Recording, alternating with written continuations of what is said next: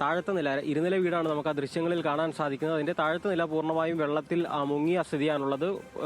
അവിടെ നിന്നും ആളുകൾ അതിന്റെ മുകൾ നിലയിലേക്ക് സുരക്ഷിത ഇടത്തേക്ക് മാറി നിൽക്കുന്നുണ്ട്. അവിടെ നിന്നും ആളുകളെ പുറത്തെത്തിക്കാനുള്ള ശ്രമമാണ് ഇപ്പോൾ നിലവിൽ നടക്കുന്നത്. ആ റെസ്ക്യൂ ടീം ഈ നമ്മൾ നിൽക്കുന്നതിന്റെ മറുഭാഗത്തു നിന്നും ആളുകളെ ഇവിടേക്ക് എത്തിച്ചിരുന്നു. അവർ പറയുന്നത് ഇത്തരത്തിൽ ആളുകൾ പലയിടങ്ങളിലും ഇത്തരത്തിൽ ഇരുനില വീടുകളാണുള്ളത്. അതിന്റെ മുകൾ നിലയിലേക്ക് മാറി സുരക്ഷിത ഇടത്തേക്കാണ് അവർ മാറിയിട്ടുള്ളത്. പക്ഷേ പലരും പുറത്തേക്ക് വരാൻ ഒരു വിസമ്മതിക്കുന്നു എന്ന കാര്യം കൂടി അവർ പറയുന്നുണ്ട്. പ്രായമായ ആളുകളുണ്ട്, രോഗികളായിട്ട് ആളുകളുണ്ട്, സ്ത്രീകളുണ്ട്, കുട്ടികളുണ്ട്. പക്ഷേ ഇവരൊന്നും തന്നെ ഈ പുറത്തേക്ക് വരുന്നതിൽ ഒരു വിമുഖത കാണിക്കുന്നുവെന്ന് ഈ റെസ്ക്യൂ ടീം പറയുന്നുണ്ട്. നേരത്തെ നമുക്ക് ആ ദൃശ്യങ്ങളിൽ അവർ ആ വീടിന്റെ രണ്ടാം നിലയിൽ നിൽക്കുന്നത് കാണാൻ സാധിക്കുന്നുണ്ടായിരുന്നു.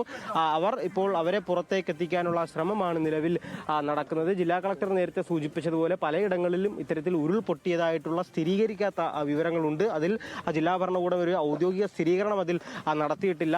കുറച്ച് സമയം തന്നെ മഴ പെയ്ത് നിന്ന് കഴിഞ്ഞാൽ വെള്ളം കയറുന്ന ഒരു സാഹചര്യം ഈ റാന്നി ടൗണിലുണ്ട്. നേരത്തെ MLA തന്നെ അത്തരത്തിൽ സൂചിപ്പിച്ചു. നമ്മൾ നിൽക്കുന്നതിന്റെ മറുവശത്താണ് MLA ഒക്കെ നിൽക്കുന്നത്. അവിടെയും ഇത്തരത്തിൽ വലിയ തരത്തിൽ വെള്ളം കയറി പൂർണ്ണമായും കടകളും ഒക്കെ തന്നെ വെള്ളത്തിൽ മുങ്ങിയ ഒരു സാഹചര്യമാണ് നിലവിലുള്ളത്. പത്തനംതിട്ടയുടെ മലയോര മേഖലകളിൽ കോന്നിയും റാന്നിയും അടക്കമുള്ള മലയോര മേഖലകളിൽ ഇത്തരത്തിൽ മഴ ശക്തമായി പെയ്യുന്നത് വലിയ പ്രതിസന്ധി സൃഷ്ടിക്കുന്നുണ്ട്. ഇപ്പോൾ അല്പസമയമായി മഴ മാറി നിൽക്കുന്ന ഒരു സാഹചര്യം ഉണ്ട്. അതുകൊണ്ട് തന്നെ രക്ഷാപ്രവർത്തനം നടത്താൻ ഈ ആളുകളെ വീടുകളിൽ കുടുങ്ങിക്കിടക്കുന്ന ആളുകളെ പുറത്തേക്ക് എത്തിക്കാനുള്ള വളരെ വേഗം മഴ ശക്തമാകുന്നതിന് മുൻപ് തന്നെ അവരെ പുറത്തേക്ക് എത്തിക്കാനുള്ള ശ്രമമാണ് ഈ റെസ്ക്യൂ ടീം നടത്തുന്നത്. എന്തായാലും ആളുകളെ നിലവിൽ പുറത്തേക്ക് എത്തിക്കാനുള്ള അല്ലെങ്കിൽ പുറത്തേക്ക് എടുക്കാനുള്ള ശ്രമമാണ് ഈ സമാന സാഹചര്യം ഉണ്ട്. ശ്രീരാജ്, അവിടെ ഭാഗത്തും നമ്മൾ നിൽക്കുന്നത് റാന്നി വലിയ പാലത്തിന്റെ തൊട്ട് സമീപത്തുള്ള പ്രദേശമാണ്. അവിടെ ഒരു 3-4 വീടുകൾ ഇത്തരത്തിൽ വെള്ളത്തിൽ മുങ്ങിയ ഒരു സാഹചര്യം ഈ ഭാഗത്ത് മാത്രം, നമ്മൾ നിൽക്കുന്ന ഈ ഭാഗത്ത് മാത്രമുണ്ട്. ഒരു 3-4 വീടുകളുണ്ട്. അതിൻ്റെ എല്ലാം മുകൾ നിലയിലേക്കോ അല്ലെങ്കിൽ ടെറസിന്റെ മുകളിലേക്കോ തന്നെ ആളുകൾ സുരക്ഷിതമായി നിലവിൽ മാറിയിട്ടുണ്ട്. പുലർച്ചെ മുതൽ ഈ വെള്ളം എത്തുന്ന ഒരു സാഹചര്യം ഈ വീടുകളിലെല്ലാം തന്നെ ഉണ്ട്.